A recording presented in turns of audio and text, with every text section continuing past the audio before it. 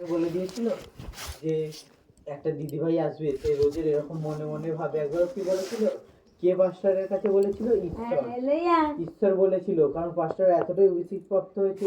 পাস্টার কি, যে স্থানে একবার চোখ বন্ধ করে ঈশ্বরের কাছে প্রার্থনা করবে, সেই স্থানে কি কে কি ভাবছে বসে, পাস্টার কি সব বুঝতে পেরে যায়। কারণ ঈশ্বর কি এতটাই অনুগ্রহপ্রাপ্ত করেছে। তাহলে আমরাও কি পাস্টারের মতো হতে চাই, ঈশ্বরের অনুগ্রহ নিতে চাই। তাহলেও কি আমরা এতটাই শক্তিশালী হয়ে উঠবো। তোমার আশেপাশে যদি কেউ ভাবে যে ওকে আজকে এইভাবে মারবো, তুমি কি আগে থেকে বুঝতে পেরে যাবে এ আমাকে মারবার চেষ্টা করছে। সেই প্রভু যিশুকে দেখো, প্রভু যিশুর কথাটাই দেখো। একটা মানুষকে কি মারতে হলে কেউ না মানুষটার কাছে এসে বলে সে কি জানতে পারে যে আজকে আমাকে ওরা মেরে ফেলবে। কিন্তু প্রভু যিশুকে দেখো পুষে দেবে, সে জানতো। সে একবারের জন্য কি ঈশ্বরকে একবারের জন্য বলেনি যে ঈশ্বর আমাকে বাঁচিয়ে নাও, আমাকে মেরে দিও না। সে কি বলেছিল? সে সব কিছু জেনেও কি পুষে গিয়েছিল, কারণ আমাদেরকে পরিত্রাণ দিতে হবে। তাই জন্য কি সে নিজের প্রাণটা কি দিয়ে দিল।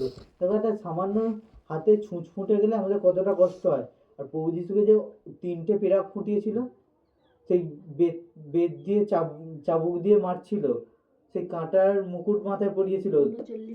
তারপরে হচ্ছে সেই কি যে কুশটা সে প্রভু যিশুকে ঝোলানো হবে, সেই কুশটাও কি সে বহন করে মানে প্রভু যিশুকে দিয়ে বয়ে এনেছিল।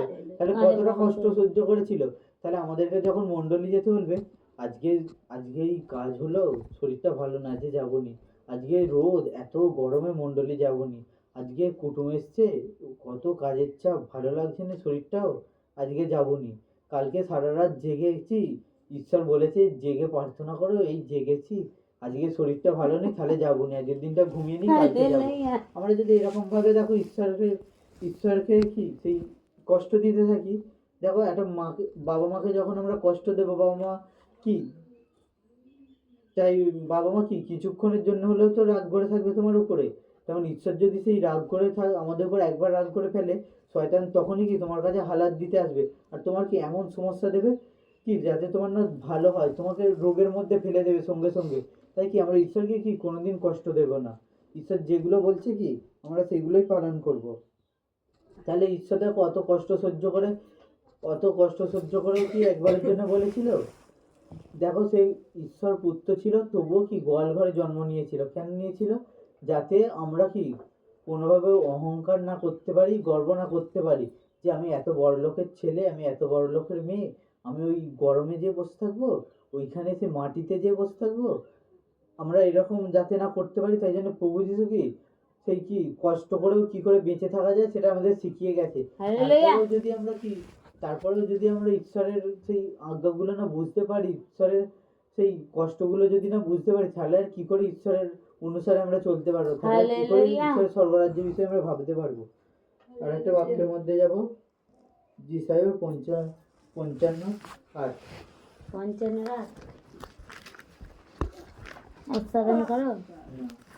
কারণ সদাপ্রভু কহেন, আমার সংকল্প সকল তোমাদের সংকল্প।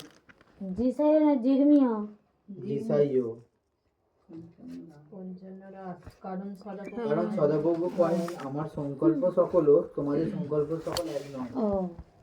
ঈশ্বর কি বলছে? ঈশ্বরের পরিকল্পনাও যা, মানুষের পরিকল্পনাও তাই। এটা সত্যি, ঈশ্বর যেটা ভাবে মানুষও সেটা একই ভাবে।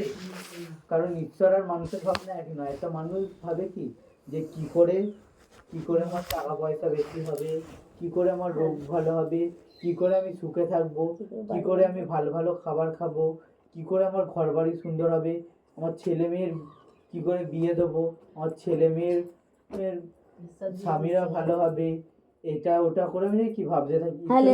ঈশ্বর কি একবারের জন্য ভাবে যে আমার কি করলে কত টাকা হবে, কি করলে আমার এই হবে? ঈশ্বর কি একবারের জন্য ভাবে?